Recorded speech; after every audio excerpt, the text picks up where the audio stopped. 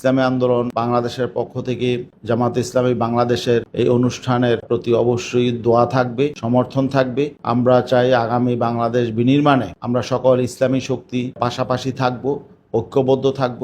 আমাদের ঐক্য সংহতি আরো সুদৃঢ় হবে এমন বার্তা এই মহাসমাবেশ থেকে আসবে, এটা আমরা প্রত্যাশা করি। আর এই মহাসমাবেশে যেই 60টি দাবি নিয়ে এই মহাসমাবেশ অনুষ্ঠিত হচ্ছে, ইসলামী আন্দোলন বাংলাদেশ এই 60টি দাবির প্রতি ইসলামী আন্দোলন বাংলাদেশের পূর্ণ সমর্থন আছে।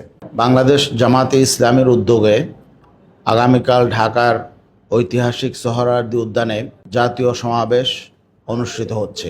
ইসলামী আন্দোলন বাংলাদেশের পক্ষ থেকে আমরা এই সমাবেশের সর্বাঙ্গীন সফলতা কামনা করি। আমরা জামাতে ইসলামীর পক্ষ থেকে আনুষ্ঠানিক দাওয়াত পেয়েছি।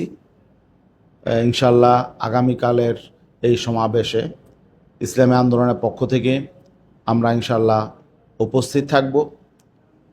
আমরা আশা করব বাংলাদেশের ইসলামপন্থী জনতা, দেশপ্রেমিক জনতা কালকে ঐতিহাসিক সোহরাওয়ার্দী উদ্যানে ব্যাপকভাবে উপস্থিত হবেন এবং কালকে সোহরাওয়ার্দী উদ্যান থেকে আগামী দিনের বাংলাদেশ বিনির্মাণে ঐতিহাসিক আহ্বান আসবে এবং আমাদের প্রত্যাশা বর্তমানে ইসলামপন্থী শক্তির মধ্যে যে ঐক্যের আলোচনা চলছে, আগামীকালের এই সমাবেশ সেই ঐক্যে নতুন বার্তা যুক্ত হবে এবং ঐক্যে নতুন মাত্রা সংযোজিত হবে। গত 28শে জুন ইসলামী আন্দোলন বাংলাদেশের মহাসমাবেশেও জামাতের নেতৃবৃন্দ এসেছিলেন।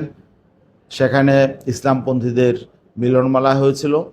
আমাদের প্রত্যাশা আগামীকালের জামাতে ইসলামীর মহাসমাবেশেও ইসলামপন্থীদের মিলনমেলা হবে এবং একটি উৎসবমুখর পরিবেশে সমাবেশ হবে এবং সেই সমাবেশে যাতে গোটা বাংলাদেশ থেকে যারা অংশ নিচ্ছেন তারা নিরাপদে অংশ নিতে পারেন এবং সমাবেশের সকল বিষয় যাতে খুবই সুশৃঙ্খল এবং নিরাপদে হয় সেটা আমরা প্রত্যাশা করি।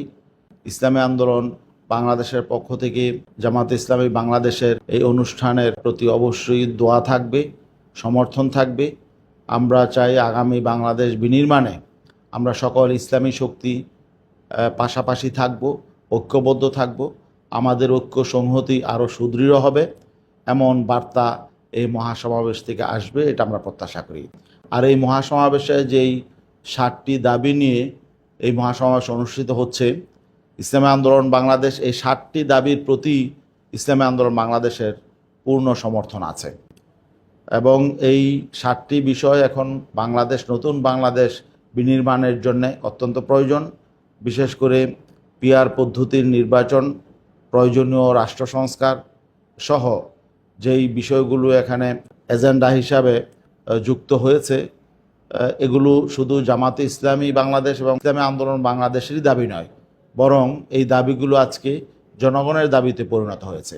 এই মহাসমাবেশ পরবর্তী দেশবাসী আশা করি এই বিষয়গুলো নিয়ে ঐক্যবদ্ধ হবেন এবং আগামী নির্বাচন যাতে সুষ্ঠু, নিরপেক্ষ এবং ক্রেডিবল হয়, এই জন্যে আমরা সকলেই ঐক্যভাবে কাজ করব। বিশেষ করে ইসলামী শক্তি ঐক্যবদ্ধভাবে আগামী জাতীয় নির্বাচনে অংশ নেবে, এই প্রত্যাশাই আমাদের থাকবে।